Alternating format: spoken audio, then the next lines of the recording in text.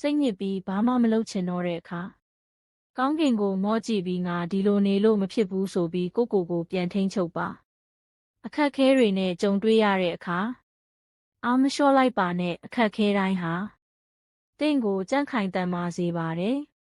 ကိုအားကိုပြီးအရောက်လန်းသွားမယ်ပန်းတိုင်လေးတစ်ခုအိမ်မက်လန်းလေးတစ်ခုဖန်တီးရယူပါတခါတလေငိုစရာရှိရင်လူမရှိတဲ့တနေရာသွားပြီးအော်ငိုပြစ်လိုက်ပါငိုသိရင်လဲငိုလိုက်ပါမငိုတာကြရင်မငိုတတ်တဲ့သူဖြစ်သွားနိုင်တယ်တခါတလေဝမ်းနည်းနေရင်လဲအားရပါရငိုချပြစ်လိုက်ပါပြီးရင်တည်ငြိမ်လာပါလိမ့်မယ်